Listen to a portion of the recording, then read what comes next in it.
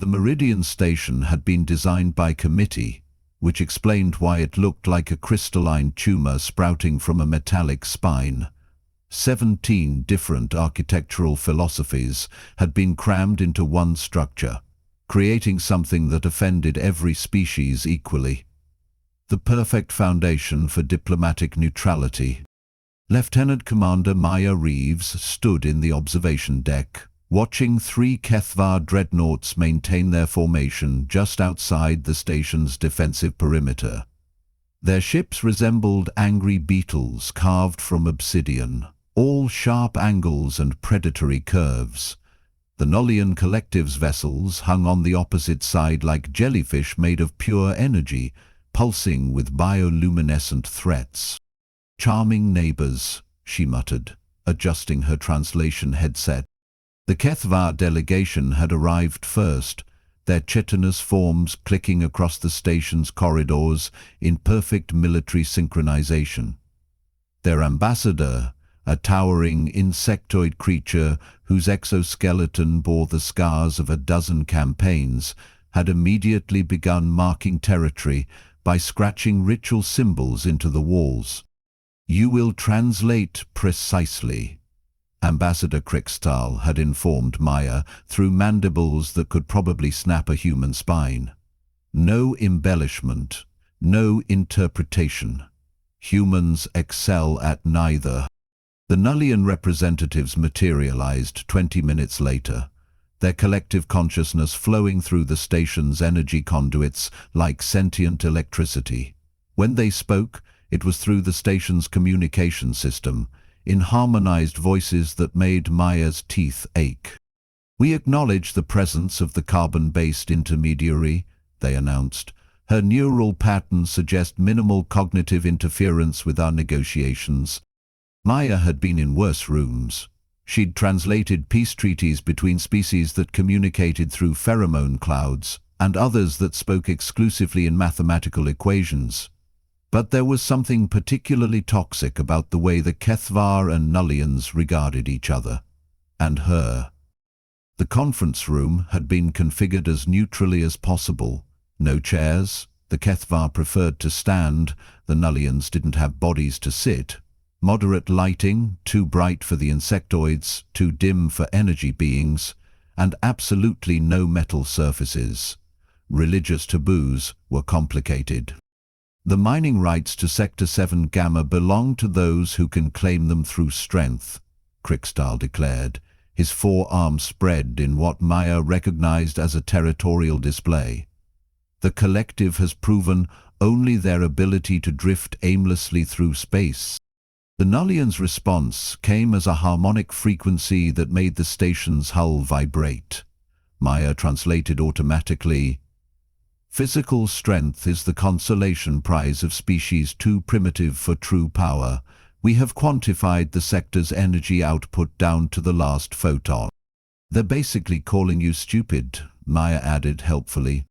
Krikstal's compound eyes fixed on her, with an intensity that suggested she might become his next meal. "The translator presumes to add common." "The translator prevents you from starting a war over hurt feelings," Maya replied. "Unless that's the goal here?" The Nullians pulsed brighter, their collective amusement registering as static electricity in the air. "The human demonstrates unexpected insight. Perhaps her species possesses rudimentary awareness after all." "Oh, we're aware," Maya said. "We're aware that you've been circling each other for 3 months, like teenagers at a school dance, too proud to admit you both want the same thing." The temperature in the room dropped several degrees. Both delegations turned their attention to Maya with the kind of focus usually reserved for imminent threats. "Explain," Krikstal demanded. Maya pulled up the holographic display, highlighting Sector 7 Gemma. "It's not about the mining rights. It's about the shipping lanes. Whoever controls 7 Gemma controls the fastest route between the Outer Rim colonies and the core worlds. You're not fighting over rocks. You're fighting over the galactic economy's jugular."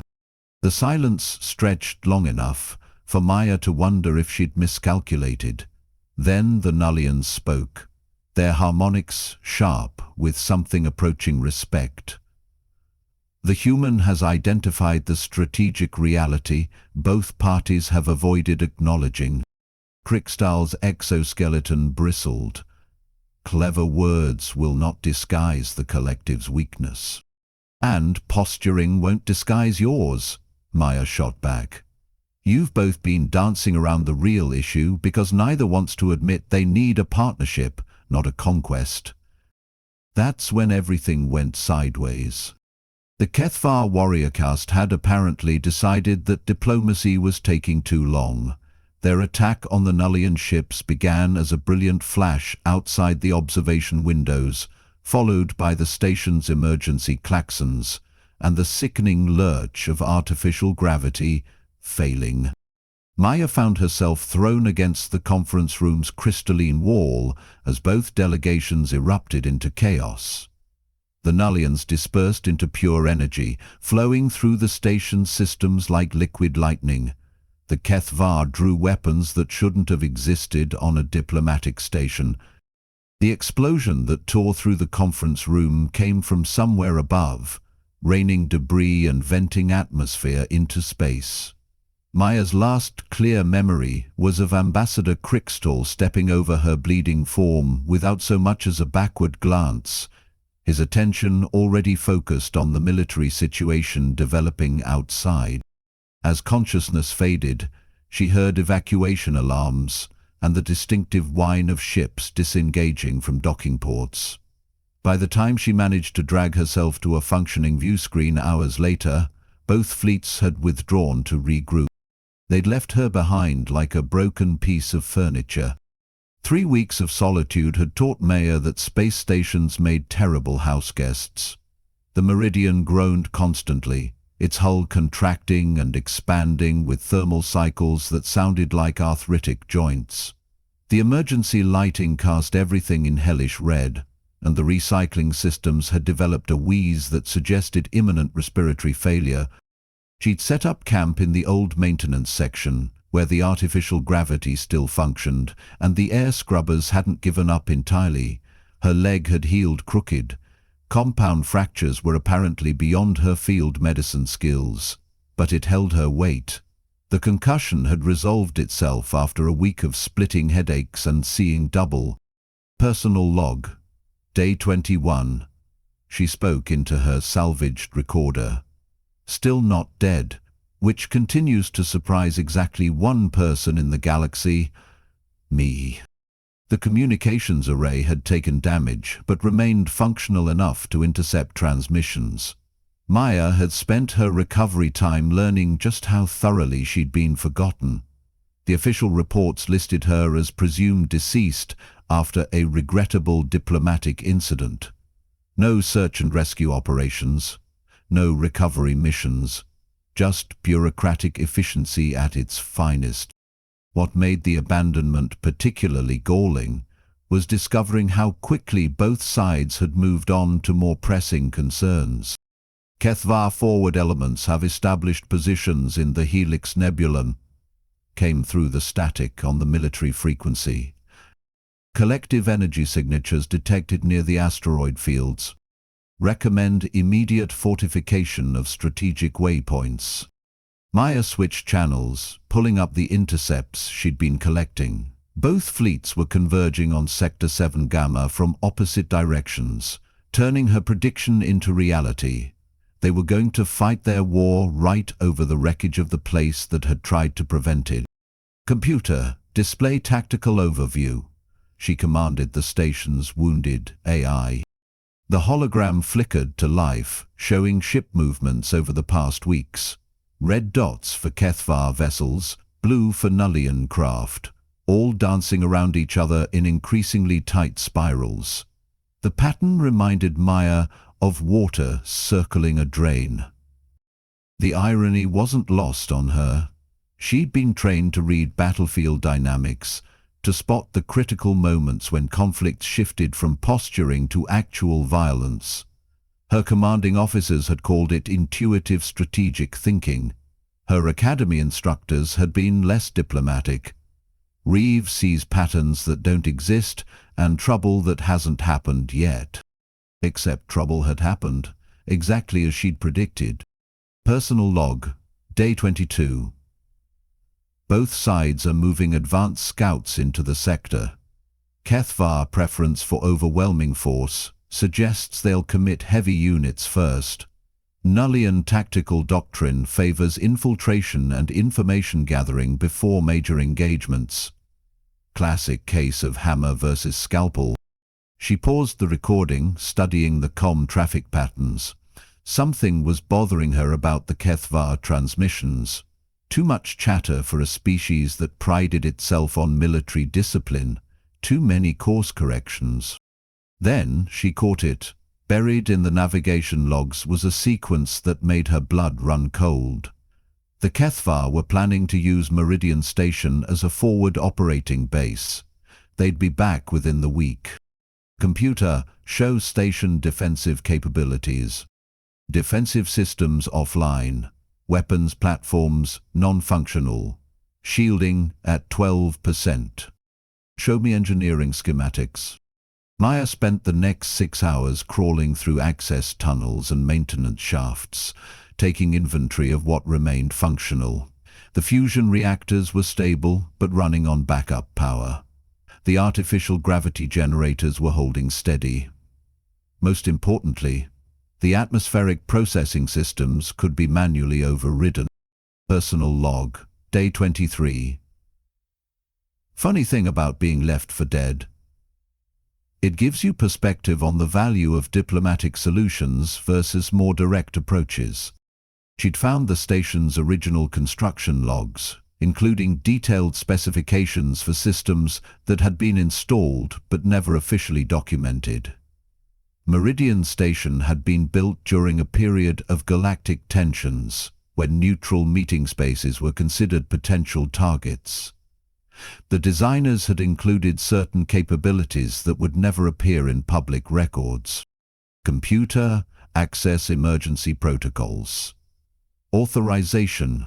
Reeves, Maya, Lieutenant Commander, Terran Naval Intelligence. Clearance level 7. Authorization confirmed. Warning: emergency protocols include potentially lethal countermeasures. Display available options. The list that appeared made Maya smile for the first time in 3 weeks. Meridian Station might be wounded, but it wasn't helpless. Neither was she. Personal log, day 24. The Kethvar consider humans weak because we avoid direct confrontation when possible. They mistake preference for inability. That's going to be their first mistake. She pulled up the tactical display again, watching the red dots creep closer to her position. Their second mistake will be assuming that being forgotten means being defenseless. The first Kethvar boarding pod, attached to Docking Bay 7 with all the subtlety of a sledgehammer hitting crystal. Maya watched from her concealed position in the observation gallery as 6 warrior caste soldiers filed out, their weapons sweeping the abandoned corridors with military precision. Sector clear, clicked their leader, a scarred veteran whose exoskeleton bore the geometric patterns of a senior warrior, proceeding to Central Command. Maya had spent 2 days preparing the station for guests. Every corridor now featured carefully placed surprises. Rerouted power conduits that could deliver lethal electrical charges, atmospheric vents that connected to chemical storage tanks, and artificial gravity emitters that could be selectively reversed. The Kethvar moved in standard formation, covering each other's angles as they advanced through the residential sector. Professional, efficient, and completely unprepared for asymmetric warfare. Maya triggered the first trap when they reached Junction 7 Elma. The gravity field inverted for exactly 2 seconds, long enough to slam all 6 warriors against the ceiling before dropping them back to the deck in a tangle of limbs and broken equipment. "What in the depths?" the leader began. That's when Maya opened the atmospheric vents. Nitrogen narcosis hit oxygen-breathing species faster than most people realized. The HFY staggered, their compound eyes losing focus as the gas mixture shifted to something breathable but disorienting. Two collapsed immediately. The others managed another 50 meters before their legs gave out. Maya descended from the ventilation system like a mechanical spider, her jury-rigged restraints already prepared. The leader tried to raise his weapon, but his coordination had deteriorated to the level of a drunken child. "Sleep tight," Maya whispered, activating the sedative injectors she'd improvised from the medical bay. By the time the second boarding pod arrived 6 hours later, she'd moved their predecessors to a secure holding area and reset her traps. This group made it all the way to the command center before discovering that the floor panels could become electrified on demand. The third wave included Captain Thextar himself, recognizable by the ceremonial battle helm that marked his rank. Maya had been monitoring their communications long enough to know his voice, arrogant, impatient, and absolutely convinced of HFY's superiority. "Investigate the lower decks," he ordered his remaining troops. "Find what's interfering with our operations." Maya smiled in the darkness. They still thought they were dealing with malfunctioning equipment. She let them search for an hour, watching from the environmental control room as they grew increasingly frustrated. When Thextar finally separated from his guards to examine the reactor core personally, she made her move. The artificial gravity cut out just as he entered the engineering section, but Maya had spent weeks adapting to zero-gig movement. She launched herself from the overhead maintenance hatch with practiced precision, landing on the captain's back and wrapping her arm around his throat in a chokehold that would have made her hand-to-hand instructor proud. "Don't move," she whispered in his ear, pressing a jury-rigged stun device against his neck. "Your exoskeleton conducts electricity beautifully." Thextar went rigid. "You're supposed to be dead, human." Funny thing about supposed to be, it's not the same as actually being. "My soldiers will find you. Your soldiers are currently enjoying enforced naps in various storage compartments. We need to discuss your immediate future." She dragged him to a secure maintenance bay, where restraints designed for emergency hull repairs worked admirably for holding struggling HFY captains. Thextar tested the bonds once before accepting their effectiveness. "What do you want?" he demanded. "That's an excellent question. A week ago I might have said I wanted to go home, but you've given me time to think." Maya settled into a floating crouch, studying her prisoner. "Tell me about HFY honor codes." "I will reveal nothing. I'm not asking for military secrets. I'm asking about the traditions that govern how warriors treat their enemies." Thextar's mandibles clicked in what might have been confusion. "Defeated enemies who show courage deserve honorable death. And those who defeat warriors in single combat? They claim the right of victory. But humans cannot." "Cannot what? Fight, plan, execute successful military operations?" Maya gestured around the maintenance bay. "Because evidence suggests otherwise." The captain's compound eyes fixed on her with new assessment. "You fight without honor. Traps and poison gas? I fight to win. Your people left me to die on a diplomatic station, then came back to claim it as a military asset. Honor was never part of this equation." She stood, moving to the workbench, where Thextar's ceremonial helm rested alongside his confiscated weapons. "Here's what's going to happen," Maya continued. "You're going to send your fleet a message explaining that the station is under new management. Then we're going to discuss the terms of your surrender. HFY do not surrender to humans." Maya picked up the battle helm, examining its intricate engravings. "Then I suppose you'll be the first." The Galactic Arbitration Council had relocated to a different station after the Meridian incident, but their conference rooms still featured the same committee-designed aesthetic. Maya entered wearing Captain Thextar's ceremonial helm like a crown, the ornate headpiece catching the artificial lighting in ways that made several delegates visibly uncomfortable. She'd arrived aboard a HFY transport vessel, specifically Thextar's former flagship, which she'd convinced his crew to surrender through a combination of logical argument and their captain's recorded orders. The crew had seemed almost relieved to hand over command to someone willing to make decisive choices. "The human representative has arrived," announced the arbitrator, a crystalline being whose species had achieved diplomatic neutrality through the simple expedient of being unable to lie, though her credentials are unconventional. Maya took her position at the central podium, adjusting the helm's weight distribution.